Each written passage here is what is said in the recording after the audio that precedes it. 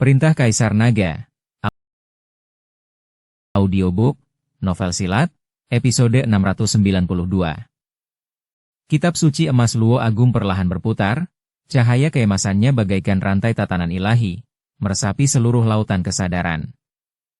Di hadapan cahaya keemasan itu, sang patriar sekte jahat surgawi merasa seperti seekor semut kecil yang menatapi lar raksasa yang menopang langit dan bumi. Tidak, dia bahkan tidak sebaik seekor semut.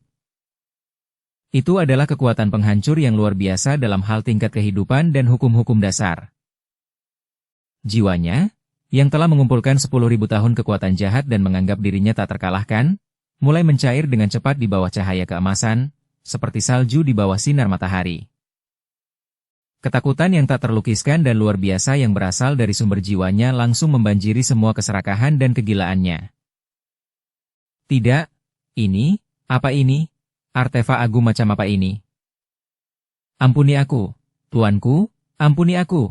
Jiwa sisa sang patriar sekte jahat surgawi menjerit dan memohon belas kasihan 10 kali lebih nyaring daripada saat dipaksa keluar. Ia tidak lagi peduli tentang kepemilikan atau kelahiran kembali, hanya ketakutan paling mendasar akan kehancuran total yang tersisa. Ia meringkuk, mati-matian berusaha menekan kekuatan jiwanya dan mengurangi area yang diterangi cahaya keemasan. Suaranya bergetar seperti lilin yang berkedip-kedip tertiup angin. Aku buta, aku telah menyinggungmu, Tuan. Maafkan aku bersedia melayanimu sebagai tuanku, menjadi budakmu selamanya. Tolong ampuni nyawaku. Kesadaran Dev memadat di lautan kesadarannya, menatap dingin ke bawah kebayangan jiwa merah darah yang gemetar. Sekarang kau tahu cara memohon belas kasihan? Sudah terlambat? Tidak. Belum terlambat, tuanku. Aku berguna. Aku tahu banyak rahasia kuno. Aku tahu banyak harta karun surga ke-9. Aku, leluhur sekte jahat surgawi buru-buru mengungkapkan nilainya. Aku bertanya, kau menjawab. Dev menyela, nadanya tak memberi ruang untuk berdebat. Apa sebenarnya mutiara darah ini? Apa gunanya? Merasakan niat membunuh dalam nada Dev sedikit berkurang, leluhur sekte jahat surgawi mengambil keputusan. Ia buru-buru berseru, tuanku.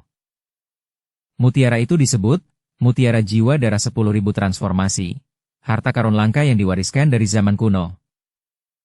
Efek terbesarnya adalah memelihara jiwa-jiwa yang tersisa, dan dapat membentuk kembali tubuh fisik bagi jiwa-jiwa yang tersisa itu. Hah, membentuk kembali tubuh fisik? Jantung Dev berdebar kencang. Benar, leluhur sekte jahat surgawi menjelaskan dengan mendesak, selama jiwa yang tersisa belum sepenuhnya dimusnahkan. Bahkan jika hanya sedikit esensinya yang tersisa, ia dapat memasuki mutiara jiwa darah 10.000 transformasi ini dan menyerap cukup banyak cairan jiwa primordial. Ketika energi cairan jiwa terakumulasi hingga tingkat tertentu, ia dapat menggunakan cairan jiwa sebagai dasar dan mutiara darah sebagai katalis untuk membentuk kembali tubuh fisik yang sangat kompatibel dan berpotensi tak terbatas. Itu setara dengan kelahiran kembali yang sempurna. Apa? Cairan jiwa primordial? Dev menangkap istilah kunci ini. Apa itu? Di mana saya bisa mendapatkannya? Cairan jiwa primordial tidak dihasilkan secara alami, itu adalah zat yang dimurnikan. Sang patriar sekte jahat surgawi tidak berani menyembunyikan kebenaran, itu harus diperoleh dari sumber daya alam yang mengandung kekuatan jiwa primordial yang melimpah. Dimurnikan dari harta karun. Misalnya, inti kayu dari kayu pemelihara jiwa berusia 10.000 tahun, benang sari dari rumput kebangkitan 9 putaran, biji teratai dari teratai hantu dunia bawah, dan kekuatan jiwa berbasis keyakinan yang terkondensasi dalam tablet jiwa sekte kuno atau patung leluhur dari berbagai sekte. Itu semua adalah bahan terbaik untuk memurnikan cairan jiwa asal. Semua bahan itu adalah harta karun atau aset inti paling berharga dari masing-masing sekte. Terutama tablet jiwa sekte dan patung leluhur, yang membawa keberuntungan dan keyakinan sebuah sekte, mengandung kekuatan jiwa paling murni dan paling kuat. Tapi mereka juga yang paling sulit didapatkan, kecuali seseorang dengan paksa menerobos gerbang sekte dan merebutnya. Kata-kata kepala sekte-sekte jahat surgawi membuat mata Dev berbinar. Ia langsung memahami nilai mutiara jiwa darah 10.000 transformasi, dan mengapa kepala sekte-sekte jahat surgawi, meskipun hanya jiwa yang tersisa, berhasil bertahan hingga saat ini. Pada saat yang sama, sebuah rencana segera terbentuk di benaknya. Saat ini, sebuah suara, gemetar karena kegembiraan, terdengar dari sisi lain lautan kesadaran Dev. Bocah, kau dengar itu? Cairan jiwa primordial, mutiara jiwa darah 10.000 transformasi. Aku punya kesempatan untuk mendapatkan kembali tubuh fisikku. Itu adalah Raja Iblis Awan Merah yang berbicara. Raja Iblis Awan Merah telah menjadi setitik jiwa yang tersisa, percaya bahwa ia tidak memiliki harapan untuk mendapatkan kembali tubuh fisiknya. Mendengar berita luar biasa ini, bagaimana mungkin ia tidak bersuka cita? Merekonstruksi tubuh fisiknya dan menjalani kehidupan lain, inilah mimpinya yang menjadi kenyataan. Dev melirik api jiwa Raja Iblis Awan Merah yang berkobar, mengangguk, lalu tatapannya kembali dengan dingin ke jiwa sisa leluhur sekte jahat surgawi. Tuanku, aku telah menceritakan semua yang kutahu. Kumohon, tuanku, leluhur sekte jahat surgawi merasakan dinginnya tatapan Dev dan memohon lagi.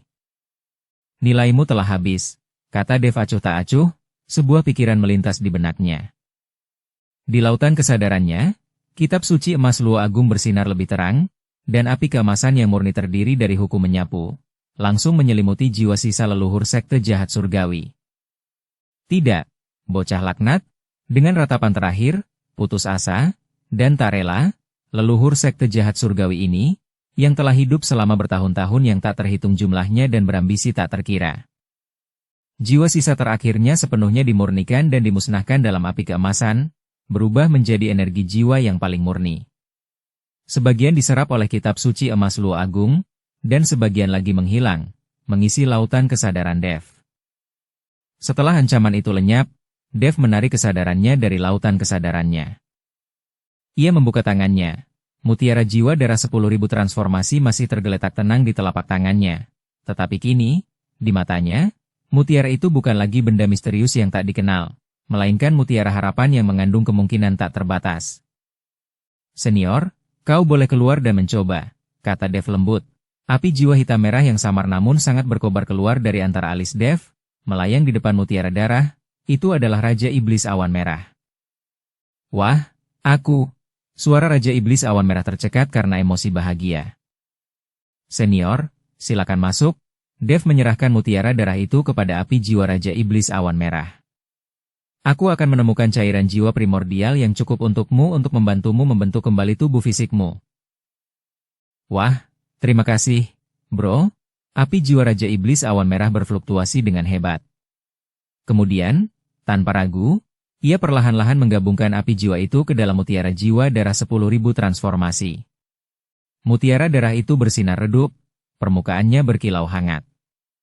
Api jiwa merah tua samar-samar terlihat menyala dengan tenang di dalamnya, sangat kontras dengan aura keras kepala sekte jahat hari itu, yang telah menjadi jinak dan penuh antisipasi.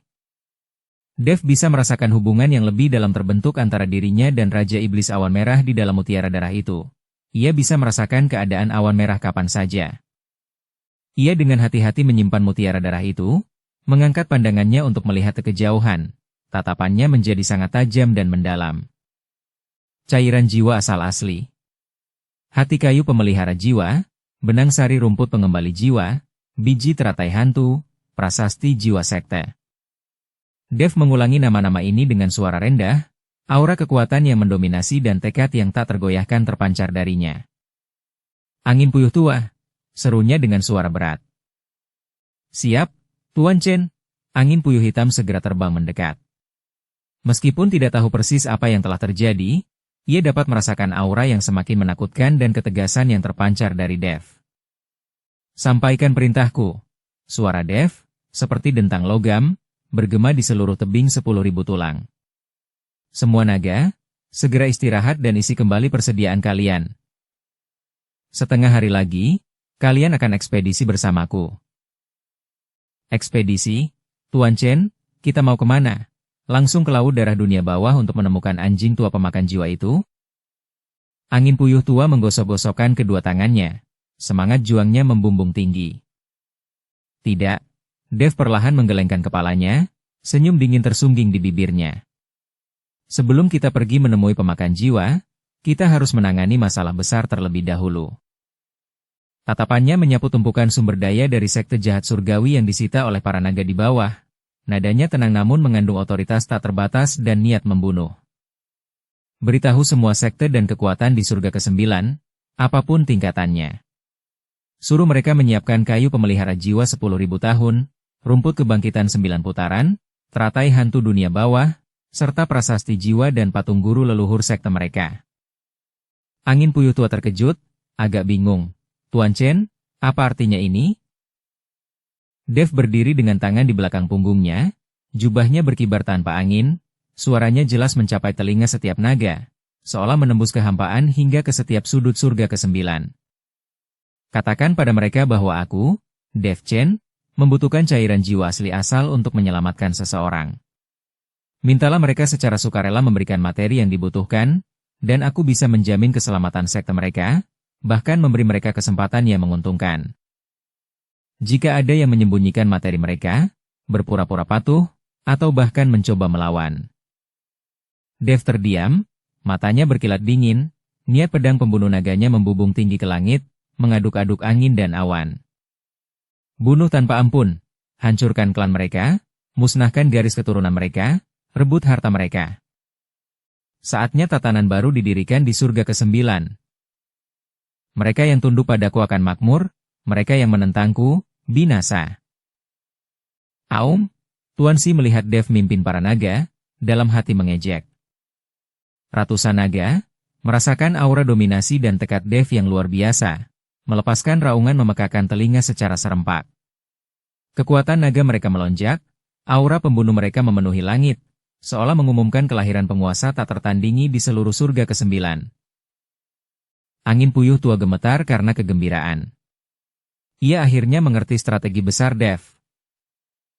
Ini bukan sekadar balas dendam, bukan sekadar pencarian material, ini adalah penaklukan yang menyapu seluruh surga ke-9. Ini untuk membawa seluruh surga ke-9 di bawah kehendak Dev. Dukung channel Novel Silat dengan subscribe, follow, like, komen dan share. Ya, Tuan Chen, aku, Angin Puyuh Hitam Tua, bersedia menjadi garda terdepan, menyingkirkan semua rintangan untukmu.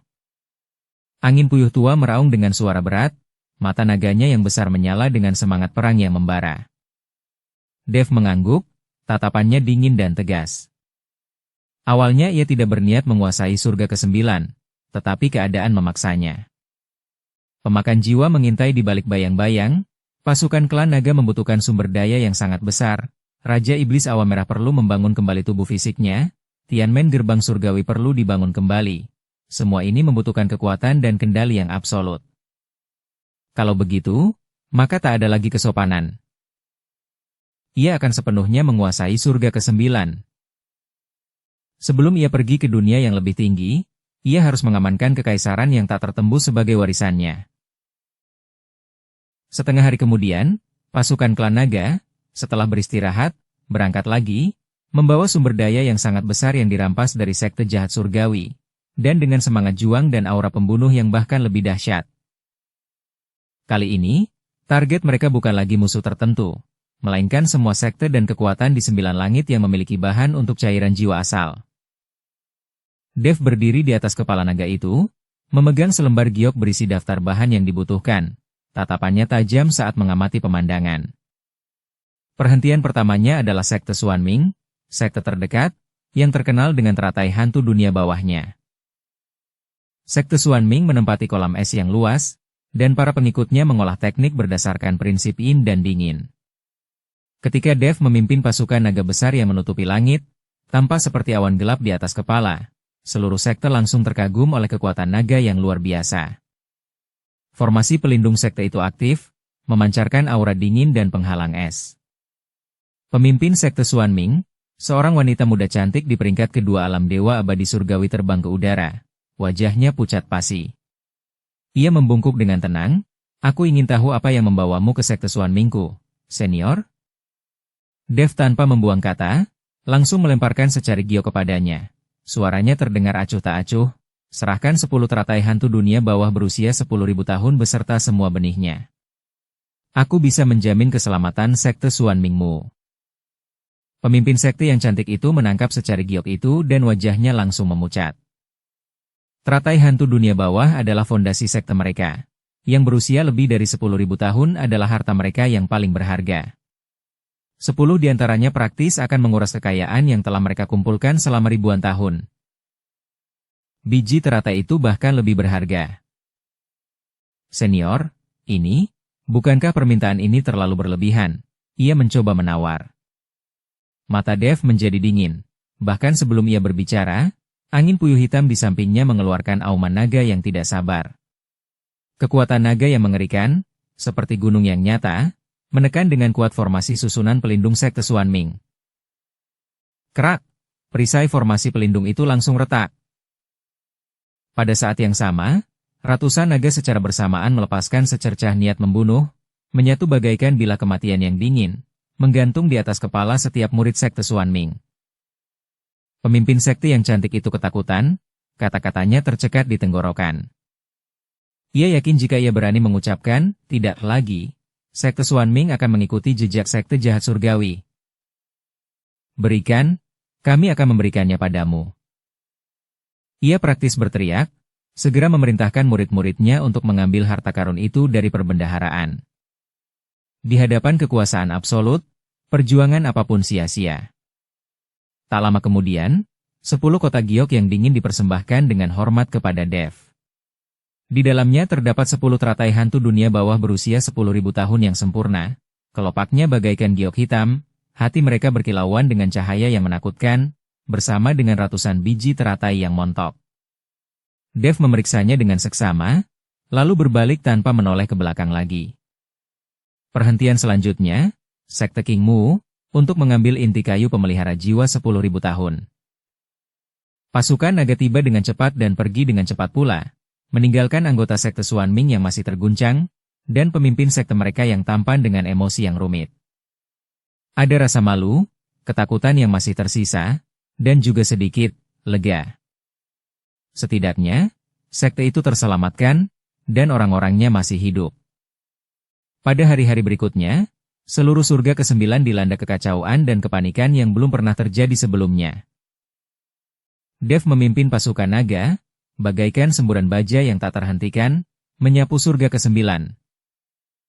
Mereka mengunjungi sekte demi sekte, kota demi kota kuno, dan alam rahasia demi alam rahasia.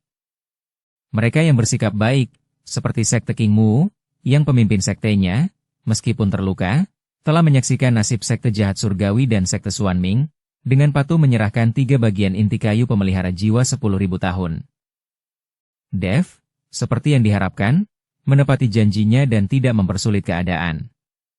Sebaliknya, ia menunjukkan kelemahan dalam formasi pelindung sekte mereka, membuat seluruh sekte King Mu sangat berterima kasih.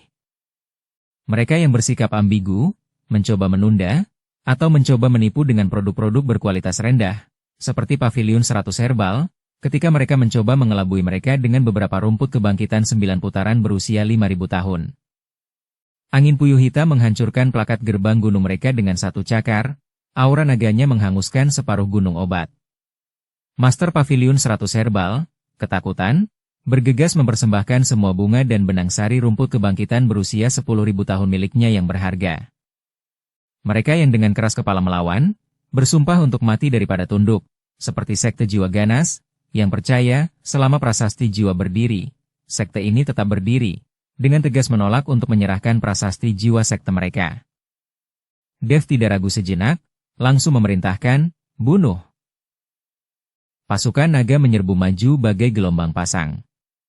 Hanya dalam waktu yang dibutuhkan sebatang dupa untuk terbakar, gerbang gunung sekte jiwa ganas yang berusia 10.000 tahun hancur, hampir semua muridnya terbunuh atau terluka, prasasti jiwa sekte mereka direbut paksa, dan seluruh sekte hancur menjadi reruntuhan hangus. Berita itu menyebar, dan semua kekuatan di surga ke-9 benar-benar ketakutan.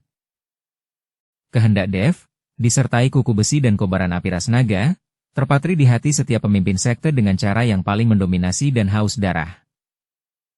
Mereka yang tunduk padaku akan makmur, mereka yang menentangku akan binasa. Ini bukan lagi slogan, melainkan kenyataan berdarah yang terbentang di hadapan mereka. Sekte-sekte yang tak terhitung jumlahnya membuka gudang harta karun mereka yang telah lama tersegel, dengan susah payah mengambil kembali material berharga yang telah dijaga selama beberapa generasi, hanya berharap untuk mengusir dewa iblis ini dan melestarikan warisan sekte mereka. Banyak kekuatan lain mulai berkonspirasi secara diam-diam, mencoba bersatu melawan, tetapi dihadapkan dengan perbedaan kekuatan yang sangat besar, aliansi apapun tampak menggelikan dan rapuh. Dev tidak menghiraukan arus bawah ini. Di hadapan kekuatan yang sangat besar, semua rencana dan tipu daya sia-sia. Dia menyapu semua yang ada di jalannya. Dengan infus material cair jiwa primordial yang melimpah, api jiwa Raja Iblis Awan Merah di dalam mutiara jiwa darah 10.000 transformasi tumbuh semakin kuat dan padat, bahkan mulai memancarkan fluktuasi kehidupan yang samar. Sementara itu, Dev juga memenuhi janjinya kepada Santiliu. Ia memilih tanah suci kuno bernama Tebing Tongtian, yang konon merupakan salah satu simpul kuno yang menghubungkan ke alam surgawi, kaya akan energi spiritual dan memiliki medan yang berbahaya. Ia mengusir kekuatan iblis yang bercokol di sana, lalu memerintahkan berbagai sekte yang telah tunduk kepadanya untuk menyumbangkan tenaga dan sumber daya guna memulai rekonstruksi besar-besaran gerbang surgawi. Ia ingin membangun fondasi yang paling kokoh dan mulia bagi Santi di surga ke-9. Seluruh surga ke-9 gemetar, tunduk, atau hancur di bawah kehendak Dev. Bersambung ke episode 693. Dukung kami dengan subscribe, follow, like, komen dan share. Terima kasih.